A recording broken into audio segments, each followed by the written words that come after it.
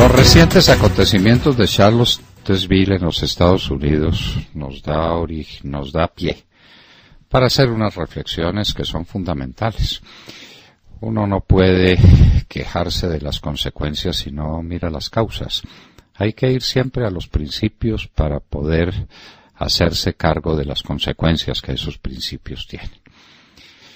El racionalismo fue una forma de pensar y de entender el mundo que se impuso durante mucho tiempo en la filosofía a partir de Descartes, quien hizo un famoso principio que se convirtió en el punto de partida de todo el examen filosófico posterior. Pienso, luego existo, que es la única verdad sólida que Descartes encontraba para poder partir de ella a la búsqueda de la verdad. Un primer principio, un punto de partida. Para no hacer una larga disquisición filosófica, traslademos esto al punto de vista del derecho. Los racionalistas siempre creyeron poder deducir todos los principios del derecho o todos los postulados del derecho a partir de un principio único, de un principio fundamental que les daba el camino y el espacio para diseñar el derecho como les parecía que el derecho debía ser. Entonces, para un pensador como Hobbes, el derecho tiene que partir de la base de que el hombre es lobo para el hombre que vive en una guerra permanente y que necesita alguien que le ponga paz, así sea por la fuerza, como el Leviatán. Es el trasunto o el principio de todo el despotismo ilustrado, porque se necesitaba un Leviatán que acudiera a defender al hombre que era lobo para el hombre. Otro principio de esos fue el principio de la imbecilitas, o de la debilidad consustancial del ser humano que necesitaba quien lo levantara de su lodo, quien lo mantuviera, un enorme poder. Volvemos otra vez al despotismo ilustrado de los reyes. Para otros era la bondad natural del individuo, el hombre bueno, el hombre maravilloso que se corrompió y que se dañó la primera vez que descubrió que algo era suyo, excluyendo a lo que era del otro, y entonces vinieron las guerras y vinieron las divisiones. El buen salvaje, el hombre bueno por naturaleza de Juan Jacobo Rousseau, eso da lugar también a un desarrollo filosófico que pone unos postulados de derecho que son incontrovertibles, porque es incontrovertible el principio de donde parte. Toda esa filosofía fue desarrollada por el idealismo y particularmente por Hegel, quien llegó a la conclusión de que el Estado era Dios sobre la tierra y que había que partir también de una base cierta, y la base cierta era esa, porque como hay una identidad entre lo racional y lo real, y la más alta razón en materia política es la existencia del Estado, el Estado es la suprema realidad. Y entonces de ahí se parte para la conformación de todos los estados totalitarios. Punto de partida.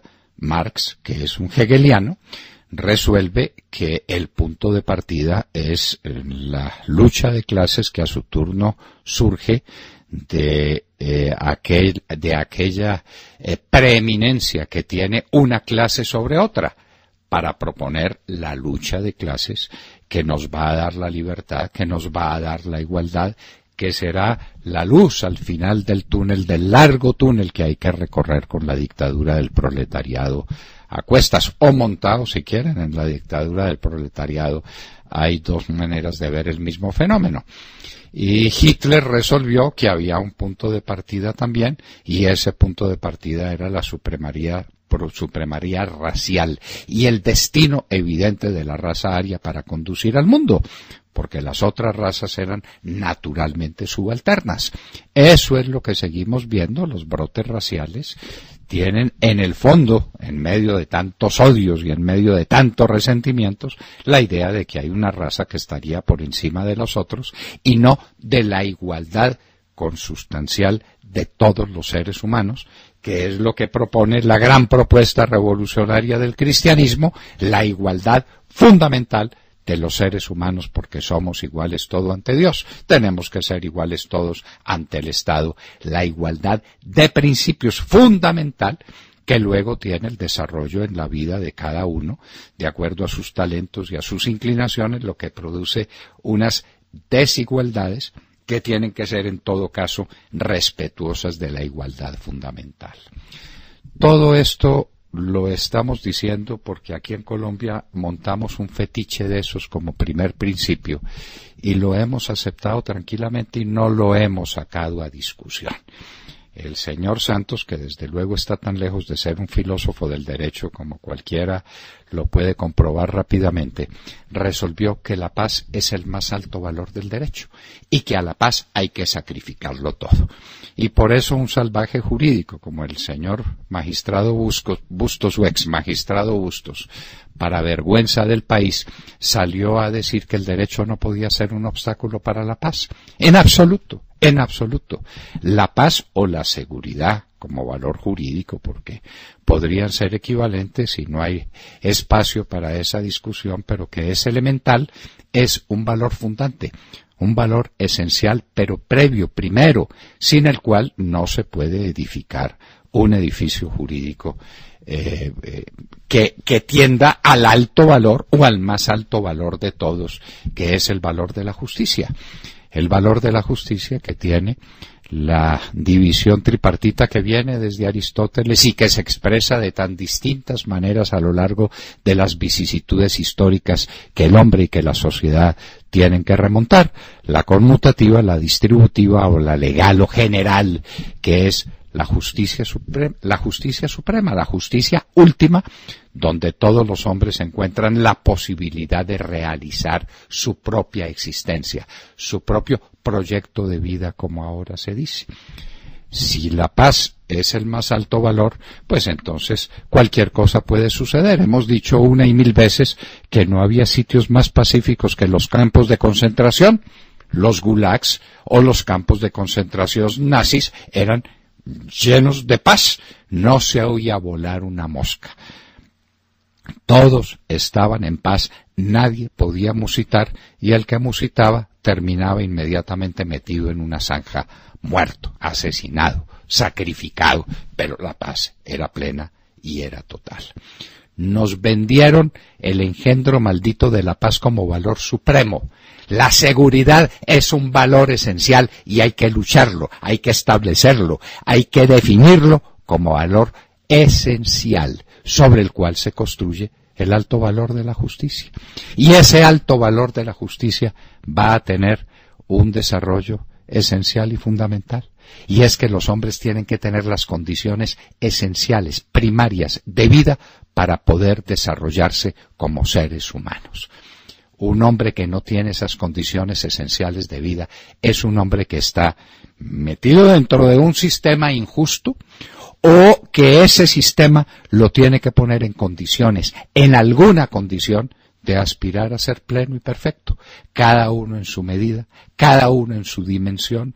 Los unos quieren una paz bucólica, sencilla, tranquila, los otros quieren realizarse a través de grandes proyectos científicos y tecnológicos, los otros sirviendo a los demás a través del sacerdocio de la medicina. ¿Cuán distintos somos? ¿Cuán desiguales en la aplicación de nuestros talentos y cuán distintos los talentos son los que en últimas conducen a una sociedad plena, a una sociedad perfecta dentro de la imperfección de la historia? Pero no podemos aceptar fetiches. El cuento de la paz no es otra cosa que un cuento. La paz, cuando estamos en guerra, pues es indispensable. ¿Vivimos en guerra? Nunca vivimos en guerra. Este país fue un país amenazado por el terrorismo. Y dentro de ese terrorismo fue capaz de superarse, fue capaz de llenar altos espacios de valor donde muchos colombianos pudieron cumplir su cometido personal, su cometido histórico. Nos vendieron el cuento de la paz y nos sometieron a rendirle culto, tributo a un fetiche, como el de la raza, como el fetiche de la lucha de clases, como tantos otros fetiches que no fueron más que eso, más que perturbaciones ideológicas que nacen de un racionalismo que quiso definir todo el hombre a partir de un proceso deductivo que nacía de un primer principio, que si era equivocado, todo lo demás era equivocado. Espero no haberlos confundido, pero sí haberles puesto de presente un error fundamental sobre el que toda esta tragedia del pueblo colombiano se ha edificado, que la paz a cualquier costo y por encima de todo. De manera que si el que estaba creando terror entrega un maldito fusil, ese lo merece todo. Y para llenar esa condición es preciso que la sociedad se humille, se descomponga, se acabe, se liquide, todo por la paz. Nada más equivocado, nada más torpe, nada más idiota desde el punto de vista de una estructura jurídica que nazca desde otros principios, con otra misión, para realizar el valor supremo, ese sí, el valor supremo de la justicia.